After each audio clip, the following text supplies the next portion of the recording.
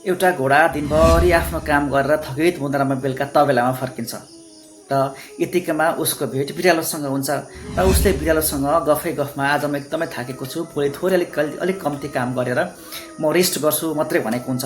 तब बिरालोको भेट फेरि गाईसँग हुन्छ र फेरि बिरालोले गाईलाई थोरै कुरो थपेर सुनाउँछ।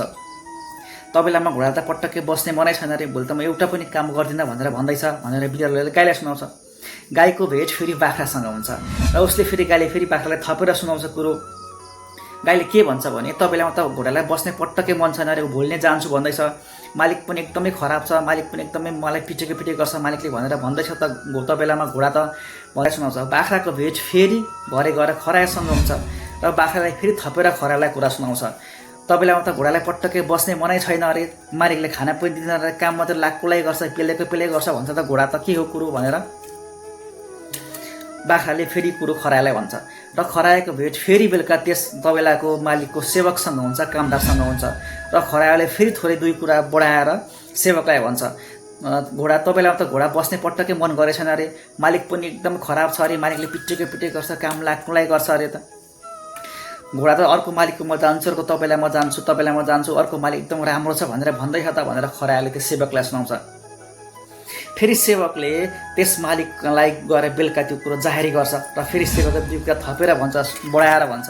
सेवकले के भन्छ भने, मालिक हाम्रै घोडाले हाम्रै विरुद्ध भोलि विद्रोह गर्ने भयो, हाम्रो घोडा त भोलि सम्पूर्ण जनावरहरूलाई लिएर तबेला छोडेर जाँदैछ अर्को तबेलामा, हाम्रै विरुद्ध शत्रुता गर्ने भयो। उसले हाम्रै विरुद्ध विद्रोह गरेर चाहिँ हाम्रै विरुद्ध सबै जनावर लाउने भयो, भोलि उयो तबेला छोडेर सबै जनावर लिएर अर्को तबेलामा जान्छ अरे त मालिक भनेर सेवकले मालिकलाई सुनाउँछ। तब मालिक एकदम रिसले चुर हुन्छ, रिसले आगो हुन्छ, उसले केही देख्न वा केही सोच्न सक्दैन। त्यसपछि त्यो रिसको आवेगमा राति नै मालिकले घोडालाई चाहिँ विषको सुई दिएर राति नै घोडालाई मारिदिन्छ।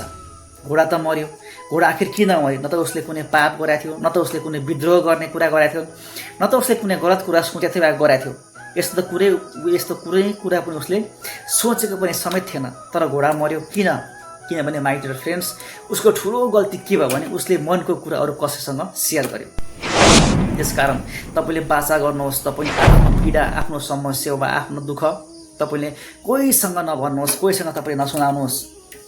जसले तपाईँको पीडाको सम्मान गर्न सक्दैन, जसले तपाईँको समस्याको सम्मान गर्न सक्दैन, जसले तपाईँको समस्याको समाधान गर्न सक्दैन वा समाधान गर्ने प्रयास गर्दैन, त्यस कहाँ तपाईँले आफ्नो समस्या भन्नु, त्यस कहाँ तपाईँले आफ्नो पीडा भन्नु भनेको आफ्नो खाल्टो आफै खन्नु जस्तो हो। त्यसकारण आफ्नो कमाई, आफ्नो पारिवारिक स्थिति, आफ्नो घरको समस्या, आफ्नो दुःख, पीडा, आँसु वा खुसीका कुरा तपाईँले जोसँग सुनाउनुहुन्छ, तपाईँको अगाडि उसले राम्रो भने पनि, तपाईँको अगाडि उसले दुःख माने जस्तो गरे पनि, तपाईँको ढाड पछाडि, तपाईँको पिठो पछाडि उसले तपाईँको कुरा काट्न एकदम हरबक्त तल्लिनुहुन्छ। त्यसकारण जस्तोसुकै अवस्था होस्, जस्तोसुकै परिस्थिति होस्, तपाईँले आफ्नो मनको पीडा, मनको समस्या, मनको दुःख अरू कोहीसँग तपाईँले नभन्नुहोस्। यो भिडियो मन पराउनु कृपया लाइक, सेयर, कमेन्ट गरिदिनु होला। यस्तै अर्को पनि भिडियोले फेरि पनि पैसा दिने बाचा गर्दै आजको यस भिडियोबाट बिदा माग्न चाहन्छु। हस्, धन्यवाद।